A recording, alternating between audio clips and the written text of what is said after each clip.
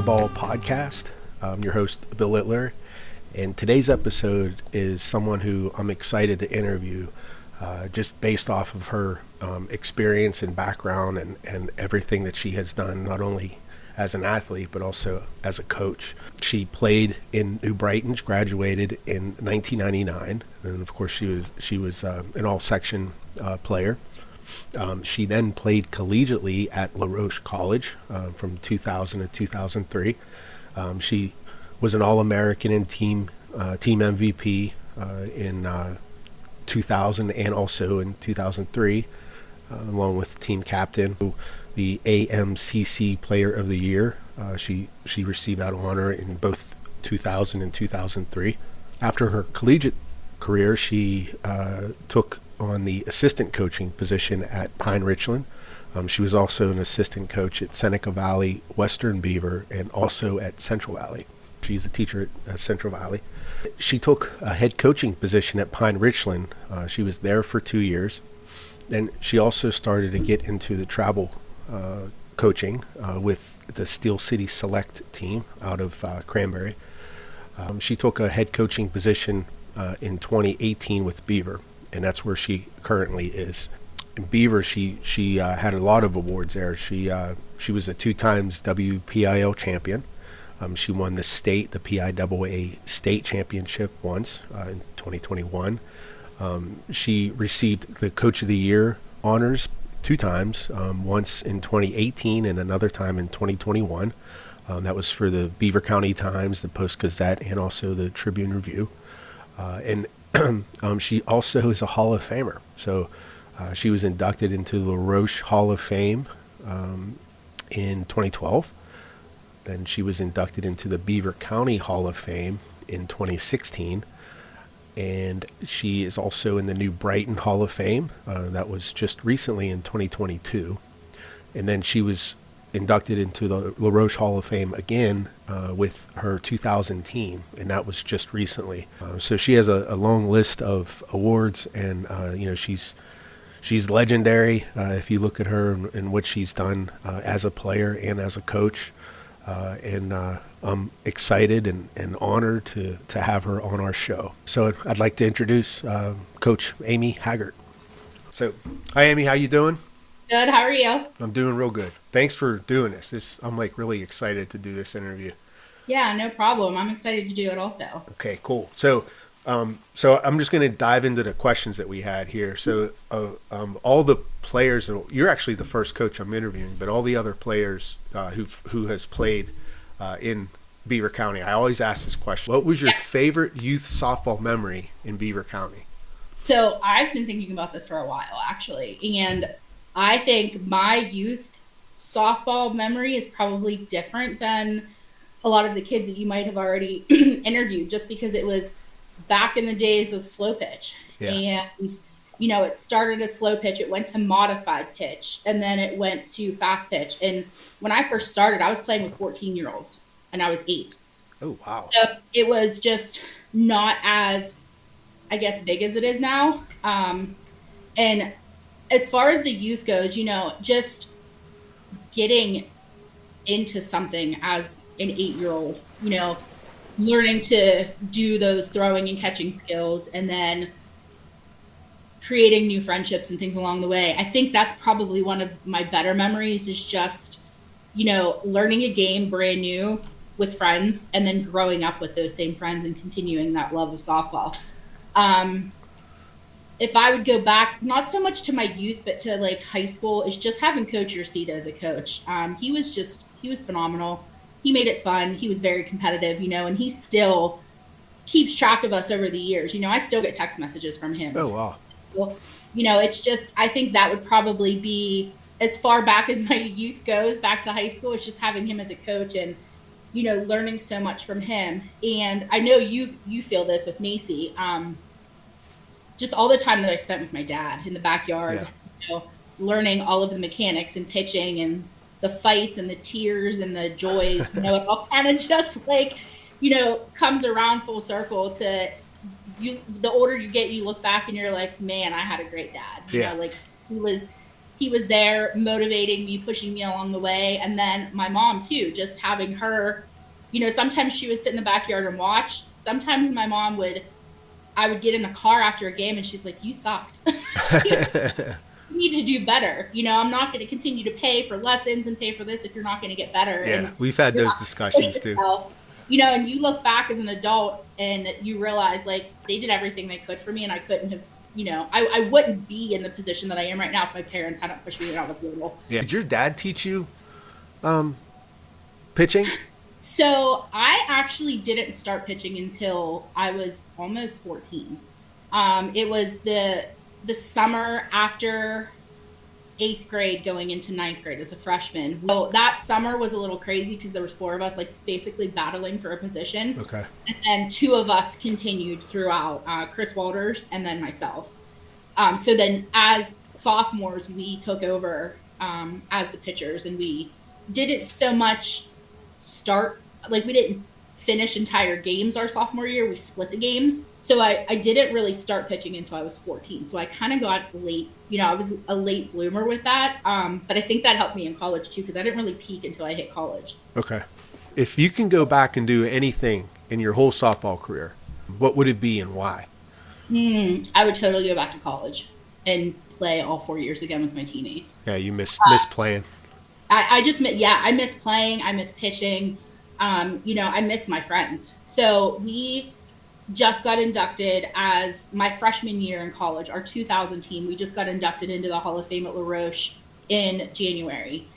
And we were the first team ever to win a conference championship at the school in school history. So, we kind of left our legacy there, and we then went on to win 2 more years in a row. So we were 3-time, conference champions while I was there. And I would give anything to go back to that time, not necessarily to go to school. Yeah, right. To play softball with my teammates, and just the fun times we had, and being able to like reminisce with them in January. It kind of just makes you remember so much about when you played and what you guys did for each other, and just how important those friendships were. One game in particular is the game that if I could go back and change anything, would be my senior year. We lost in the semifinals. And just to be able to go back and, maybe knowing things that I know now, could I have done something differently as a player or a teammate? Yeah. Maybe to have us win that last game. Yeah. But, I can't complain one time about my entire career at La Roche. Right. And I think that's where I would go back to in my softball career. Yeah. Those 4 years. That's the thing too, like with Macy anyway, it's like, I tell her, I'm like, you got 4 years left. Yeah. And it's going to go quick, It goes so quick. Yeah. You miss it. Yeah. It's like, man, it's something that you don't, and you don't realize it at the time, which kind of sucks, but. Yeah. It just, like at practices and things with the girls, there's times where I'll, be working with the pitchers, or even if I'm giving a lesson, I'm like, well, this is how it should look. And I'll show them. And they just look at me. I was like, yeah, I might be 42, but I can still do it. I can still do it. That's great. Might not be as good as it used to be, but I can still do it. Just like having that ball in my hand and just being able to show them the things that like I learned and the things that I did. It's so awesome to me, because it makes me miss it, but that's like my way of not missing it. It's like showing what I learned and what I can do to the younger generation. Yeah. To hopefully instill in them that love that I had. Experience coaching when you've played the game is entirely different than coaching with just like one thing that, like, when I stopped coaching Macy and travel, I wanted to find somebody who played the game to coach her. Like, it was my biggest thing. And you were one of the people that we were looking at, but we ultimately went to Team PA. Yeah.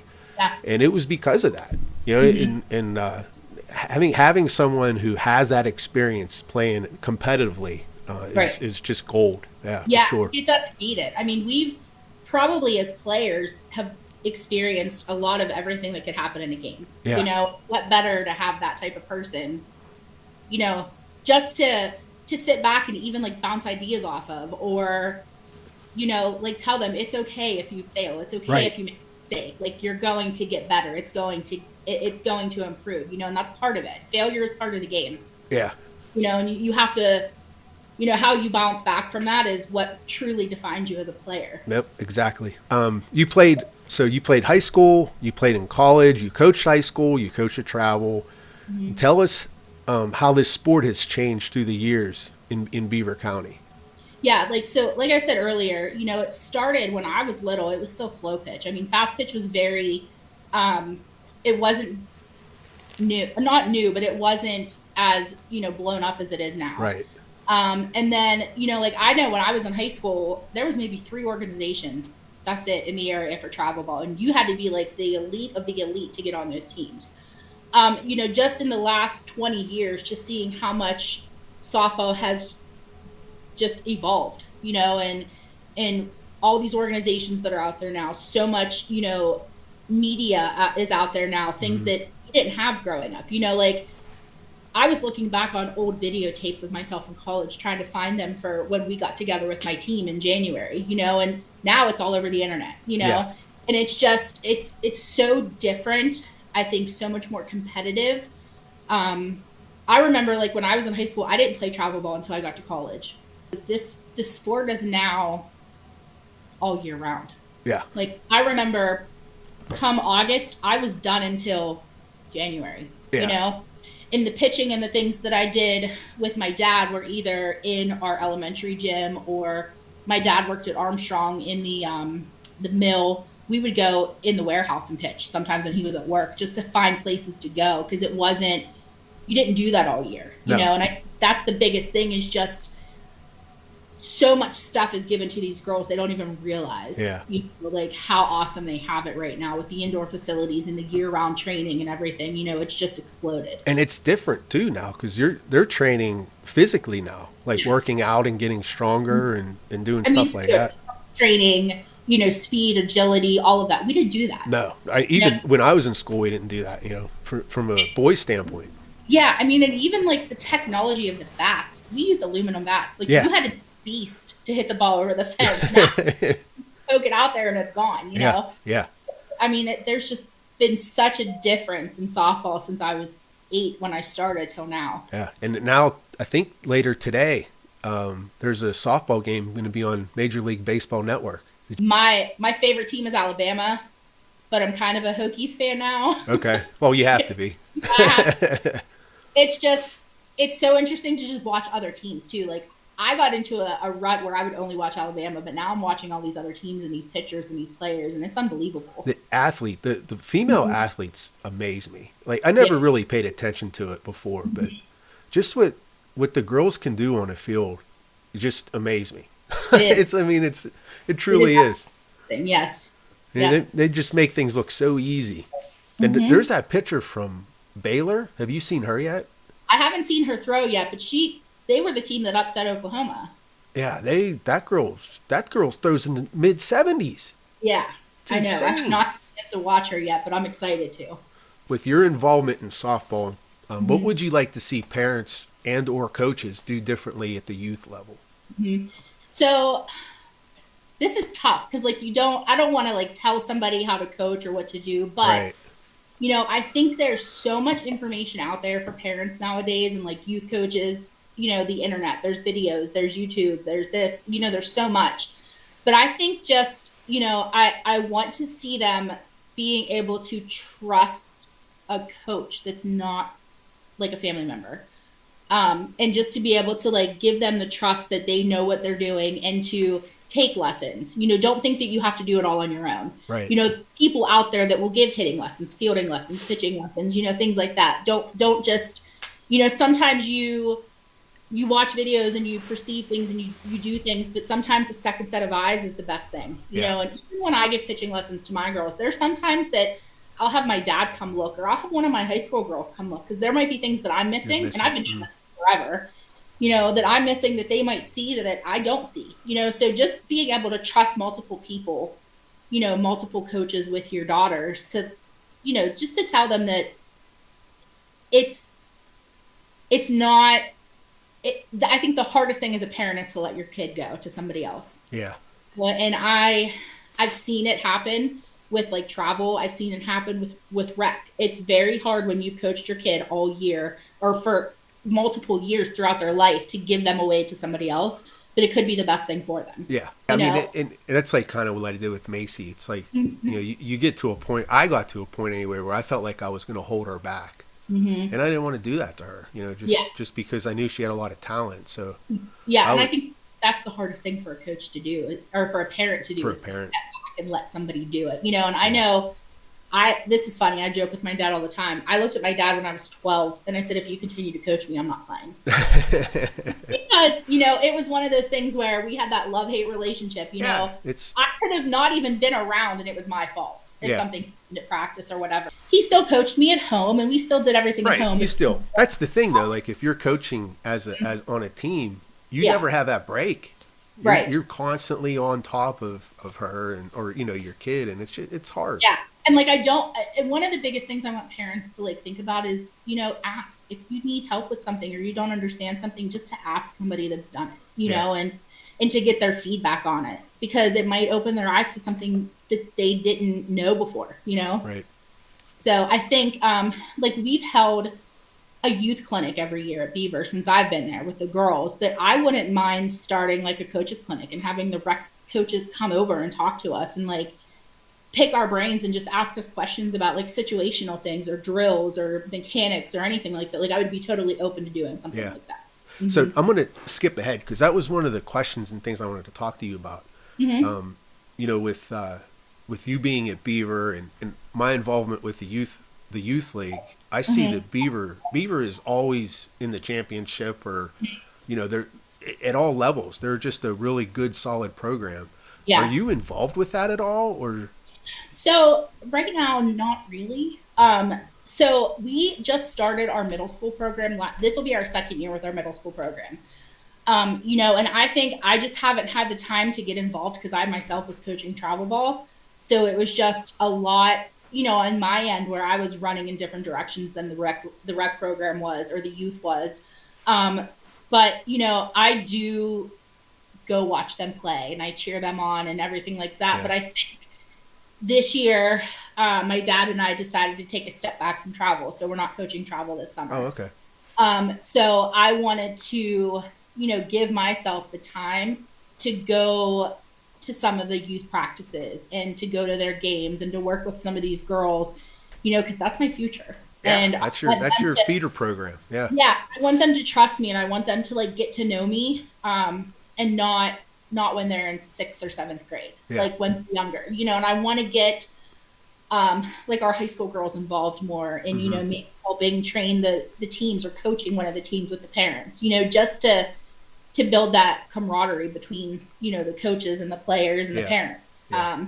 I think that ultimately is like what's going to build our program even more, to get it up to the next level. Absolutely. And I think that's good for the high school kids too. Like I've encouraged Macy to do some lessons for the younger girls, and because they all look up to them, They do. And I can't tell you how many girls, like I have asked, I've had younger girls approach me, like I want pitching lessons, I want this, is Peyton going to be there? Is Peyton that, and just like having Peyton be as successful as she was, she really opened the eyes to these girls and just, they all want to pitch now. Yeah. And that's a good thing. That's definitely a good thing. Few and far between. Like they're hard to find a good one. They're hard to find one that's dedicated like her. And, and that's good that, she was able to do that for this program. Yeah. Yeah. If you have like 10 girls that want to pitch, you'll find a couple good ones. If you only have 3 girls that want to pitch, you're kind of limited. Yeah, exactly. Okay. So let's get into the varsity season this year. Okay. Now everyone knows that Peyton graduated. I know a lot of people are probably happy that she graduated. But I'm not. There's a lot of people that are. Yeah. But how do you even try to figure out how to fill that void that she left? Not only from a pitching standpoint, from hitting, from leadership. Yeah. That's a huge void. So I've been talking about this with my husband a little bit too about, how do you answer this question? Just because Peyton was, like a presence on the field, but she wasn't the only part of that team, right. She did a lot for us. And I'm not downing anything that kid did because she's phenomenal. But there were times where she was in a hitting slump and the rest of the team picked her up, but just, I think them having her on the field, they didn't want to let her down, and just like her competitive nature. But just reflecting on like the last couple of years, the success we had, and then going to where we're going this year, is that a lot of teams, will say that this is a rebuilding year, but we're not rebuilding. We're going to reload, and we're getting ready for the season. So we're not, I think the hardest part is to convince the girls that they're good enough, that it's their time and it's their shot to leave their legacy now. Like Peyton did it. Peyton left her legacy, and she left everything that she wanted to at Beaver. And now these girls, it's their turn, and they need to believe in themselves, and they need to believe in each other that they're going to do it. We only have 2 seniors this year, and we have no juniors. So we're a very young team, and you figure we're only going to lose 2 girls in the next 2 years. So, and you got a lot of talent coming up from that youth program. We do. And Peyton, she did so much for this program. She was a phenomenal player. Like, she put us on the map, and she's probably, I think, in my opinion, one of the best athletes that's ever going to come out of Beaver County. I agree, 100%. Not even just like softball. I'm saying overall athletes in general, just volleyball, basketball, softball, like whatever. She left her legacy in Beaver County, and I think that, like, we've talked to the girls a little bit, but we haven't. I mean, they're all open workouts right now. Like, I don't have a mandatory practice. I haven't had the whole team together. Yeah. But I think, like, what I want to say to them is, it's your turn. Like, the shoes are huge to fill, but I want to know who's going to be the person that's going to step up, who's going to be the one that's going to want to be the person to fill her shoes, and just, I have girls surprising me every day. I'm not kidding. About 25 minutes before we started this interview, I had one of my parents send me a video of one of my pitchers in her basement just working by herself. Wasn't told to do it. Her travel ball practice got canceled. She went downstairs and started working out, working her spins, working her pitches. Like, these girls, they're hungry. They want it, and they have worked. Like, I would say my pitching staff that I have coming up has worked so hard in the off season, because they know those shoes are big, but they want it. They want it. They're eager. They're hungry. They want to do it themselves. And they want to prove that, they can do just as well and be just successful. Yeah, that's awesome. Well, leadership, I mean, with you coaching, I'm sure, they're going to listen to you, and you're going to set them in the right direction. So, yeah, you will. Okay, so now with the section realignment, who do you expect your toughest opponents will be? So, I mean, no doubt, I think Montour is going to be a top contender. I think they were they were a very good team last year. We didn't beat them by a lot of runs every time we beat them. Right. I think, like, I've done a little bit of research, like Char Valley, they have a good program. Hampton has a good program. Blackhawk has improved the last couple of years, so I think they're going to be a little stronger this year.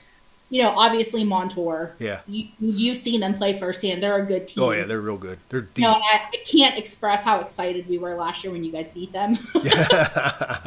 It was fun. I think that's the only thing we had to really hang our hat on that last year. But I mean, like, to us, we were, like, rooting for you guys, know, because it was the team that everybody wanted to just beat. So, Now, do you guys, with that run-in with Montour and Peyton, are they like a rival now, do you think? Like your big rival? Mm-hmm. Yeah, I think so. And you know what? Like, I think, and again, I was talking to my husband about this one too. Montour was not, I would say they weren't really a rival until last year. Yeah. As far as I'm concerned, I think the pressure's on them to beat us, not on us to beat them. Yeah, because you're right. I would agree with that. Yeah.